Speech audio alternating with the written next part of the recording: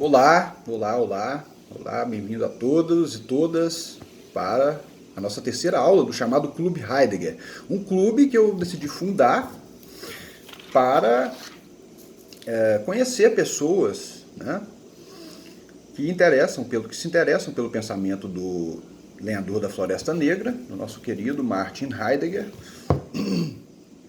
e interagir com essas pessoas. Interagir não no sentido de que eu falo e essas pessoas me ouvem passivamente, não, de forma alguma. Eu gostaria que essas pessoas participassem, seja comentando o vídeo, seja fazendo perguntas lá na caixinha de perguntas do Instagram. Né? Quem me segue sabe que eu gosto de abrir de vez em quando as caixinhas de pergunta para interagir com os meus seguidores. E participando mesmo, ativamente daquilo que eu estou dizendo aqui.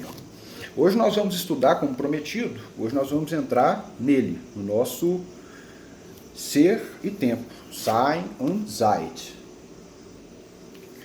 A tradução que eu uso é a tradução da Márcia Sá Cavalcante, que foi publicada pela editora Vozes e já está na segunda reimpressão.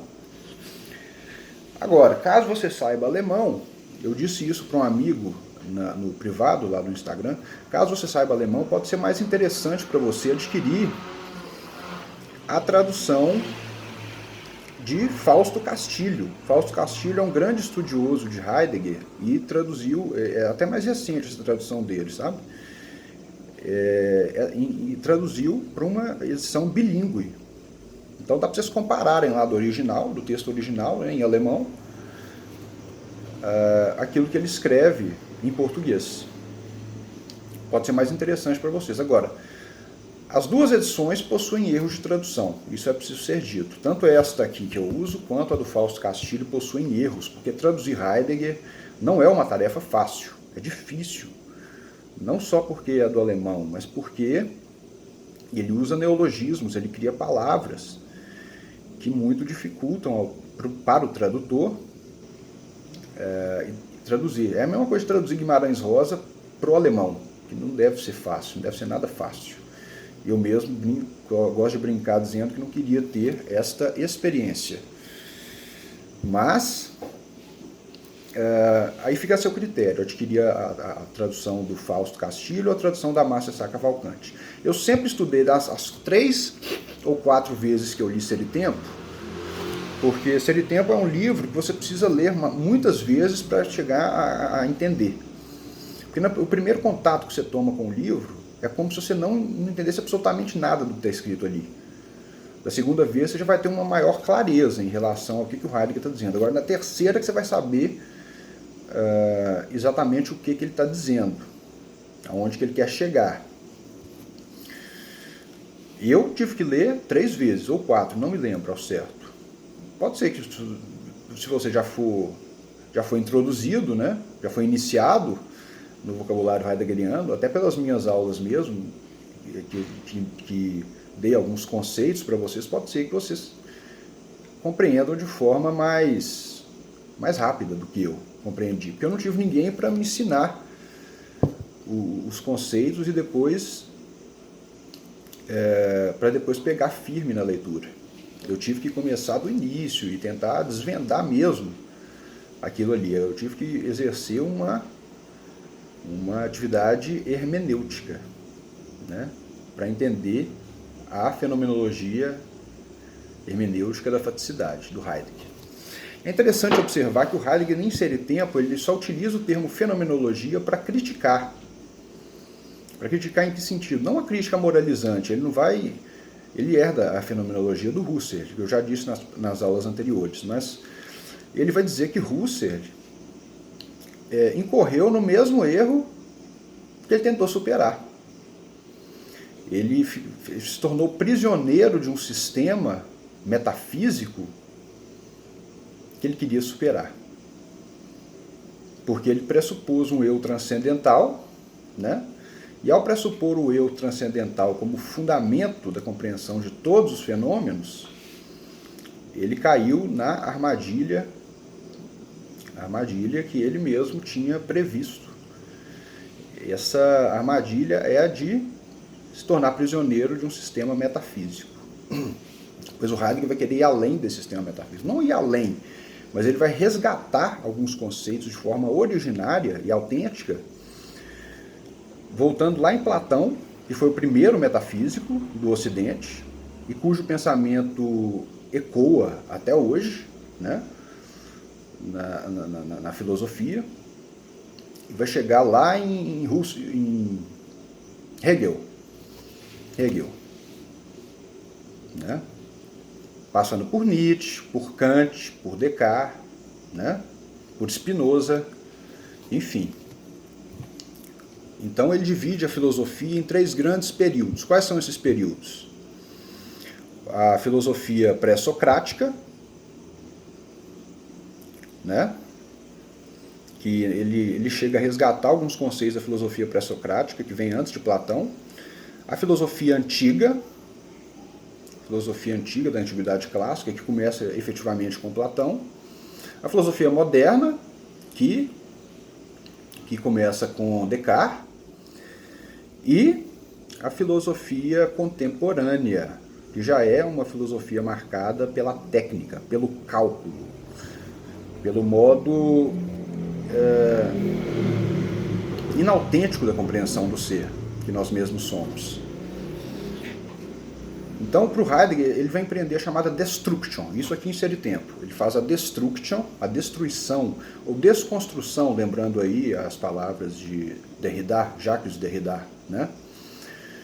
Só que essa destruição não é uma crítica moralizante daquilo que fizeram os filósofos anteriores, até Platão. Essa destruição, essa destruction, é um retrospecto aniquilatório, e que Heidegger vai voltar em Platão para dizer o seguinte: bom, a filosofia de Platão até Hegel, ela diz basicamente as mesmas coisas de formas diferentes. Ela repete os mesmos equívocos de formas diferentes. Certo? Por quê? Porque ela pressupunha a dualidade epistemológica sujeito-objeto. Né? Era sempre um sujeito que investigava um objeto. Descartes, por exemplo, o que Descartes fez, segundo Heidegger, em Ser e Tempo? Descartes transformou a máxima de Tomás de Aquino, dos escolásticos, melhor dizendo, no cogito cartesiano, né? No cogito ergo sum. Então, esse cogito seria um objeto que seria investigado por um sujeito, né? Pelo sum do cogito. Então, é sempre sujeito-objeto, sujeito-objeto, sujeito-objeto. Esse padrão pode ser observado na filosofia de todos os filósofos até Hegel. Até Husserl, se você for parar para pensar na crítica que o Heidegger faz ao trabalho de seu mentor. Ele supera o Husserl, né? Porque a fenomenologia do Husserl ele acrescenta a palavra hermenêutica. Então a fenomenologia transforma-se em hermenêutica fenomenológica da faticidade. Por que faticidade? Porque nós, enquanto existimos no horizonte histórico de temporalidade, nós, como Dasein, somos seres finitos, seres históricos, finitos e precários. Nós estamos condicionados para o horizonte de temporalidade. Essa é inclusive a razão pela qual nós não podemos compreender a totalidade do ser que nós mesmos somos, na medida em que nós existimos. Por quê? Porque a verdade do ser, ela se revela para nós, a verdade enquanto aletheia, se revela para nós parcialmente. A verdade é aquilo que se revela ocultando-se. É um levantamento do véu, mas que se encobre de certa maneira. É um eclipse.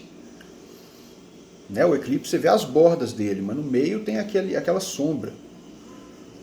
Então a verdade é isso. A gente capta parte da verdade através da linguagem, da verdade que se revela para nós na abertura do aí, do nosso aí, da clareira do ser. Aí é a dimensão de claridade, de clareira. E nós podemos compreender aquilo que nós interpretamos. Já que toda compreensão ela é interpretativa, logo toda compreensão é hermenêutica também. É por isso que o Heidegger acrescenta a fenomenologia do Husserl em um caráter propriamente hermenêutico e vai usar a palavra fenomenologia em Ser e Tempo só para criticar esse termo e dizer que seu mentor, Husserl, se tornou prisioneiro de um sistema metafísico que ele mesmo queria superar. Ele caiu numa aporia. O próprio Heidegger cai numa aporia, mas eu vou falar disso mais daqui a pouco, quando eu for explicar por que o Heidegger não chegou a escrever Tempo e Ser, que seria a terceira parte de Ser e Tempo. Ser e Tempo é um livro dividido em duas grandes partes, né? Mas tem também o Tempo e Ser. Teria o Tempo e Ser se o Heidegger não tivesse caído numa aporia da linguagem. Heidegger também ele tentou criar uma linguagem própria, mas a linguagem que ele criou não era suficiente para sair do labirinto da linguagem metafísica. Ele acabou se perdendo nesse labirinto. Ele não encontrou a saída desse labirinto. Se tornou prisioneiro daquilo que ele mesmo queria superar. Mas, Gustavo, então isso é uma derrota? Ser e Tempo é uma obra incompleta. Sim, nós já sabemos que Ser e Tempo é uma obra incompleta. Eu já falei isso nas aulas anteriores. Mas isso é uma derrota do Heidegger? O Heidegger escreveu Ser e Tempo e não chegou onde ele queria chegar. Logo, ele fracassou? De forma alguma. Porque o caminho que o Heidegger se propõe a seguir é um caminho que anda para trás, mas nos leva para frente. Ele anda para trás, mas nos leva para frente. Então, à medida que nós distanciamos, que nós recuamos na história da metafísica através da destruição, das bases da metafísica, através da destruction, isso nos abre um caminho muito longo. Só que esse caminho, ele é sinuoso. Né? O que o Heidegger faz é recusar a seguir os atalhos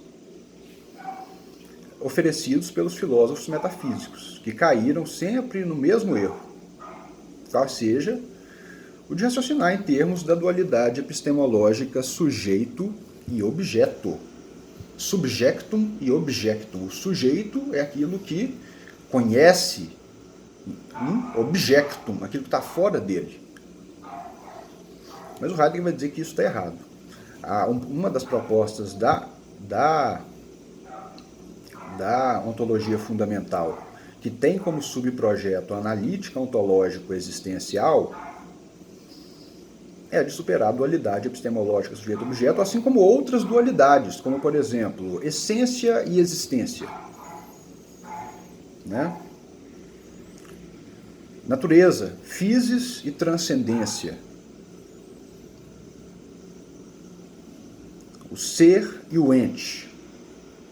É preciso definir o que é o ser e o que é o ente, para não cair na besteira de reificar o ser, de coisificar o ser, de transformar o ser em um ente, de reduzir o ser a um ente, que foi o que os metafísicos fizeram esse tempo todo, desde Platão, que foi o primeiro metafísico.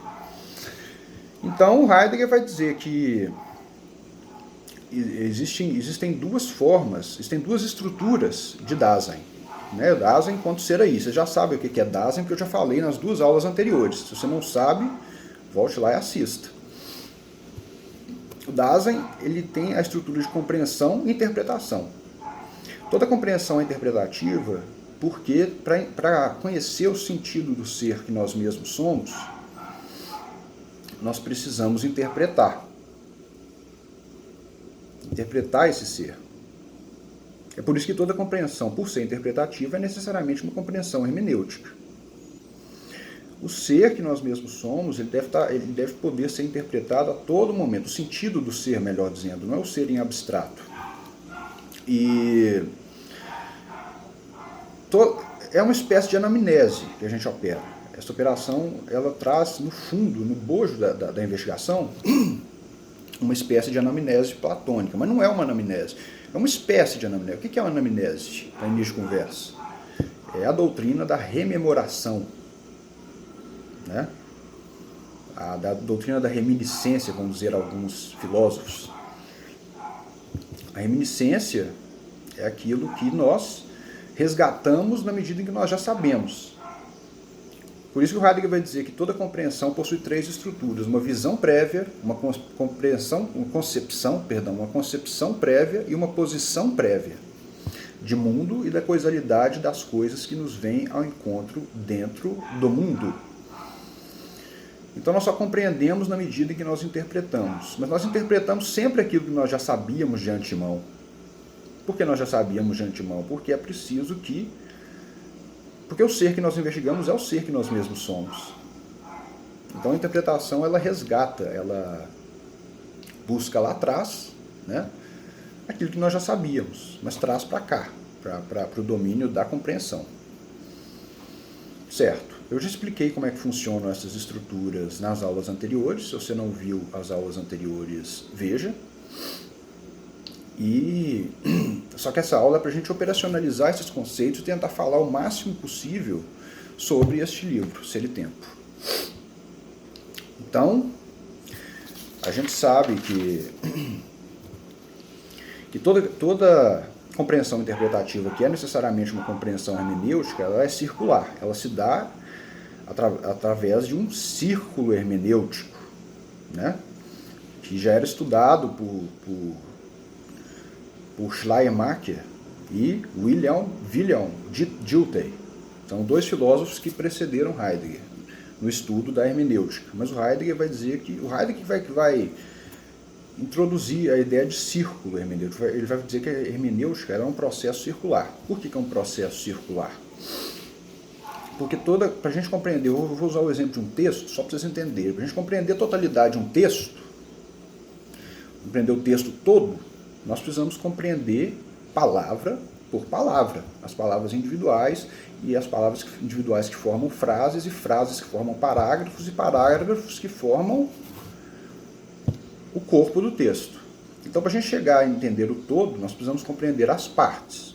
Assim como para entender as partes do texto, nós precisamos compreender o todo. Vocês percebem? É um movimento circular. O Gadamer vai além, ele vai dizer que além da compreensão e da interpretação, nós temos uma terceira estrutura, que é o da aplicação do texto, do enunciado, da norma, do comando, ou do que quer que seja. O Gadamer vai dizer que existe a aplicação. Heidegger não chega a esse ponto porque ele estava preocupado em desvendar o sentido do círculo hermenêutico. Para que serve esse círculo hermenêutico? De que maneira que ele se opera? Né? Então o Gadamer foi o maior discípulo de Heidegger, ele dá esse salto. Ele descobre uma outra estrutura do Dasein, que é a aplicação. Né? Então Dasein nunca entra num círculo hermenêutico, nunca sai, melhor dizendo, do círculo hermenêutico da mesma forma com que nele entrou. Ele sempre sai transformado. Ninguém entra numa experiência hermenêutica, por exemplo, num debate de ideias da mesma forma com que nele entrou. Ninguém sai da mesma forma com que nele entrou. A pessoa sempre sai transformada. Existe sempre um acréscimo de sentido, um ganho para ambas as partes. Entende? Enfim, além dessas duas estruturas que o Heidegger vai apontar, essas estruturas da compreensão interpretativa, né, ele vai falar dos existenciais, que são importantíssimos para compreender os capítulos de Ser e Tempo. Essa aula não vai ser uma aula de capítulo por capítulo, porque senão nós vamos ficar falando de Ser e Tempo aqui pro resto da vida. E o que eu estou querendo dar para vocês é um esquema, um modelo de interpretação, para que quando vocês lerem Ser e Tempo, vocês possam entender onde que o Heidegger quis chegar. Então os existenciais são o ser aí, né? Por exemplo, Dasein. O Dasein, o que significa o Dasein? É o Da-Sein. Da é o aí, do ser, do Sein. O aí é a clareira do ser, é a dimensão de abertura. Mas abertura para quê? Abertura para o sentido do ser que nós mesmos somos, na medida em que nós existimos. Nós estamos lançados, arremessados, jogados aí no mundo. Para julgar o jogo do ser, é preciso que exista uma abertura para múltiplas possibilidades existenciais. Certo? E qual que é o outro existencial? O ser com. Com quem? Com o outro. o ser com o outro, o ser com os outros. O Dasein não está alienado, ele não existe sozinho, ele não só interpreta a si mesmo de forma isolada, existem outros seres no mundo com os quais ele se relaciona. Agora, esse ser com é muito perigoso, porque ele não só pode se degenerar, como de fato se degenera em ser entre outros, certo? A partir do momento que você é um ser com o outro, você vai se tornar um ser entre outros. Mais um no meio da multidão. E isso cria a ambiguidade e a curiosidade. Ambiguidade e curiosidade que acabam gerando aquilo que o Heidegger chama de falatório, palavrório, né? As pessoas falam, mas não dizem nada. As pessoas querem estar informadas o tempo inteiro a respeito das últimas novidades. Elas querem saber o que está acontecendo no mundo em tempo real. Para quê? Né? Para quê? Mas isso é o falatório, é parte do falatório, da linguagem inautêntica, do modo inautêntico de existir. Heidegger vai dizer que existe um modo autêntico e um modo inautêntico. Essa é a parte do modo inautêntico. A inautenticidade é aquilo que brota do próprio impessoal, da impessoalidade. Além desse ser com, que degenera entre ser entre e gera o fenômeno do falatório, nós temos o serem. Serem aonde? No mundo. Ser no mundo. Dasein é um ser aí no mundo. É um ser que existe na intramundanidade do mundo. Sem mundo não tem Dasein. Sem mundo não tem Dasein. Porque Dasein é um ser histórico, um ser temporal. Certo? É nesse horizonte histórico de temporalidade que Dasein existe. Além disso, existe o mais importante de todos para a compreensão desta obra de Ser e Tempo, que é o ser para a morte. Aí nós já estamos lá no finalzinho, que o Heidegger vai dizer a respeito da angústia. O que é o ser para a morte? É quando o ser, ele se angustia para si mesmo diante da morte, ou seja, diante do nada, da possibilidade do não ser,